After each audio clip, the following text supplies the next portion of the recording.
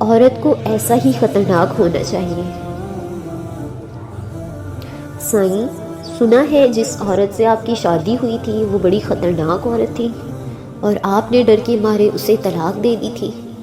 برگد کے درخت کے نیچے کرسی پر بیٹھے ایک خاموش تباہ بوڑھے سے ایک منچلے نے استہزائیہ کہا، اللہ بخشے اسے، بہت اچھی عورت تھی۔ بنا ناراض ہوئے، بغیر غصہ کیے بابا جی کی طرف سے ایک مطمئن جواب آیا۔ ایک نوجوان نے ذرا اونچی آواز میں کہا، لیکن بابا جی، لوگ کہتے ہیں وہ بڑی خطرناک عورت تھی۔ بابا جی کچھ دیر خاموش رہے، پھر کہنے لگے، کہتے تو ٹھیک ہی ہیں، وہ واقعی بہت خطرناک تھی اور حقیقتاً میں نے ڈر کے مارے اسے طلاق دی تھی۔ یہ بات تو مردانگی کے خلاف ہے، عورت سے ڈرنا کہاں کی بہادری ہے، نوجوان جوشیلے انداز میں بولا۔ میں عورت سے نہیں ڈرتا تھا، میں تو اس سے ڈرتا تھا جس تک اس کی رسائی تھی، پرسکون جواب۔ جوانوں نے حیرت سے ایک دوسرے کو دیکھا، ایسی عورتوں کو تو جہنم میں ہونا چاہیے، لا حول ولا قوہ، کہاں آپ جیسا شریف النفس آدمی، کہاں وہ عورت، اچھا کیا چھوڑ دیا۔ نوجوان کے لہجے میں غصہ تھا۔ بوڑھے کی متجسس زندگی کا پٹارا کھل کے سامنے آ گیا تھا۔ تجسس ختم ہوا، اب سب باری باری منتشر ہونے لگے۔ جانے والوں نے عنوان پڑھ لیا تھا، کہانی خود بنانی تھی۔ جو رہ گئے تھے وہ وہی تھے جو اصل کہانی جاننا چاہتے تھے۔ میں بھی ایسا ہی سوچتا تھا کہ اسے جہنم میں ہی ہونا چاہیے، تبھی میں نے اسے جہنم جیسی زندگی دی تھی۔ بوڑھی آنکھوں میں اضطراب اترا۔ یہ تب کی بات ہے جب میں سرکار کے ہاں 1 روپیہ ماہوار پر ملازم ہوا۔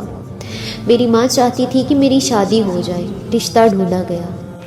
ایک مونگ پھلی فروش کی بیٹی میری ماں کو پسند آئی، سلیقہ مند، خوبصورت اور ایک دم خاموش طبع۔ مجھے اس رشتے پر اعتراض تھا کہ وہ ایک مونگ پھلی بیچنے والے کی بیٹی تھی۔ مزدور کی اولاد کو پیٹ کی فکر رہتی ہے، تربیت کی نہیں۔ تربیت بڑے گھرانوں میں کی جاتی ہے، جہاں افلاس آنکھوں کی روشنی چھیننے سے قاصر ہوتا ہے، وہ کیا تربیت دے گی میری اولاد کو؟ لیکن وہ لڑکی میری ماں کو ایسی پسند تھی کہ ماں اس کے علاوہ کسی کا نام نہیں سننا چاہتی تھی۔ پھر وہ بیاہ کر میرے گھر آ گئی۔ رخصتی کے وقت اس کے باپ نے مجھے کہا، میری بیٹی سیدھی سادی ہے، اسے دنیا داری کا کوئی خاص پتہ نہیں، اگر کہیں کوئی چوک ہو جائے تو معاف کر دینا، یوں ہے بڑے دل والی، اپنے سائیں کو خوش رکھے گی۔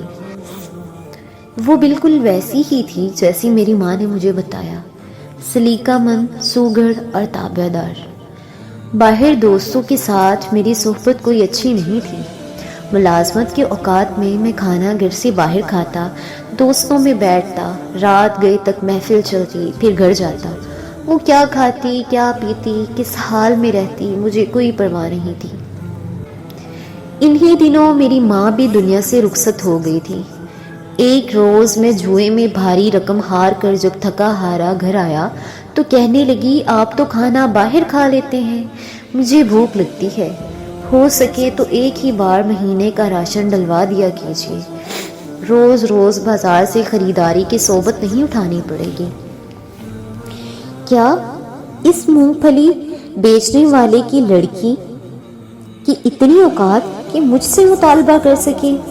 مجھے طیش آیا، ہوں نا تم کسی بہت بڑے باپ کی بیٹی کہ تمہیں پورے مہینے کا راشن اور خرچ چاہیے، اپنی اوقات دیکھی ہے؟ غصے میں آ کر اس پر ہاتھ اٹھایا اور مغازلات بھی بکی۔ میں یہ سوچ نہیں سکا کہ آخر اسے زندہ رہنے کے لیے روٹی تو ہر حال میں چاہیے تھی۔ وہ جسمانی اعتبار سے کافی کمزور تھی، مار برداشت نہیں کر سکتی تھی، پشمانی تھی یا کیا، وہ 2 دن تک بستر پہ پڑی رہی۔ مجھے اس کی بھی کوئی پرواہ نہیں تھی۔ پھر اس نے گھر میں ہی سینہ پرونا شروع کر دیا۔ ہاتھ کا ہنر اس کے کام آیا، یوں اس کی روٹی کا انتظام ہو گیا اور میں یہ سوچ کے پہلے سے بھی بے پرواہ ہو گیا۔ ایک روز ایک ہمسائے نے مجھے روک کر کہا، دن میں جب آپ گھر نہیں ہوتے تو آپ کے گھر سے باتوں کی آوازیں آتی ہیں۔ میرے سوا میری غیر موجودگی میں کون آتا تھا؟ جس سے وہ اتنی آواز میں باتیں کرتی تھی۔ غصہ حد سے سوا تھا، بس نہ چلتا تھا کہ اسے جان سے مار دوں، لیکن میں بس ایک موقع کی تاک میں تھا۔ ایک رات پچھلے پہر کسی کے بولنے کی آواز پر میری آنکھ کھلی۔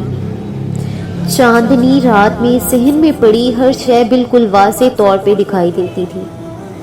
میں اٹھ کر دروازے تک آیا، اب آواز زیادہ واضح تھی۔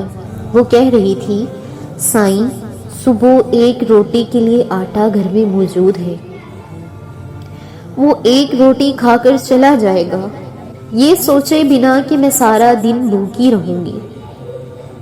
میری روٹی جب تک تیرے ذمہ تھی تو عزت سے ملتی تھی، جب تو نے اپنے نائب کے ہاتھ دی تو روٹی کے ساتھ بے عزتی اور اذیت بھی ملنے لگی۔ مجھے اب روٹی تو ہی دے، تیرا بنایا نائب تو خائن نکلا۔ وہ میری شکایت کر رہی تھی، لیکن کس سے؟ کون تھا جو اسے روٹی دیتا تھا مجھ سے بھی پہلے؟ میں نے باہر آ کر دیکھا، وہ صحن کے بیچ چارپائی پر بیٹھی خود سے باتیں کر رہی تھی۔ وہاں کوئی بھی نہ تھا، میرے پیروں تلے سے زمین نکل گئی۔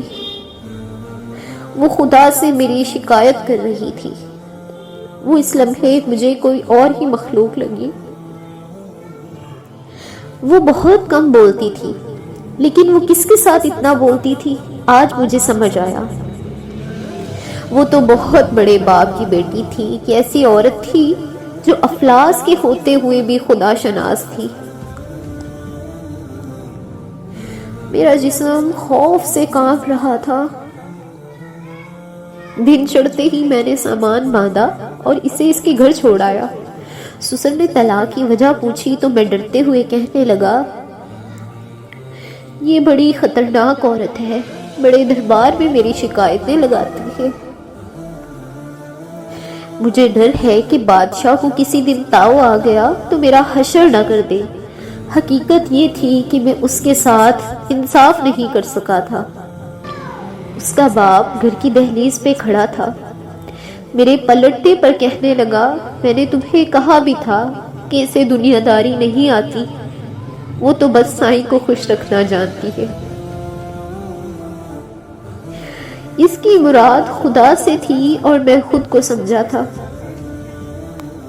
جب میں واپس گھر آیا تو مجھ پہ انکشاف ہوا کہ رات اس نے یہی تو مانگا تھا۔ تو خود مجھے روٹی دے، تیرا نائب تو خائن نکلا، اور آج نان نفقے اختیار بھی مجھ سے چھین لیا گیا تھا۔ میں بے تحاشا رویا۔ اس کا سائیں بہت بڑا تھا، اس کی رسائی جس تک تھی وہ تو دو جہانوں کا رب تھا۔ وہ جس کی ایک روٹی مجھ پہ باری تھی، وہ اس کے لیے کیا نہیں کر سکتا تھا؟ میں واقعی ڈر گیا تھا، میں آج بھی ڈرتا ہوں، کہیں میرے حق میں اس نے کوئی بد دعا نہ کر دی ہو۔ ٹھیک کہتے ہیں لوگ، کہاں میں کہاں وہ، بوڑھی آنکھوں میں نمی اتری تھی۔ میں کورے چشم اسے پہچان نہ سکا۔ میں نہیں ڈرتا تھا، حالانکہ ڈرنا چاہیے تھا۔ اس کے سائیں نے تو پہلے ہی کہہ دیا تھا کہ عورتوں کے معاملے میں خدا سے ڈرو۔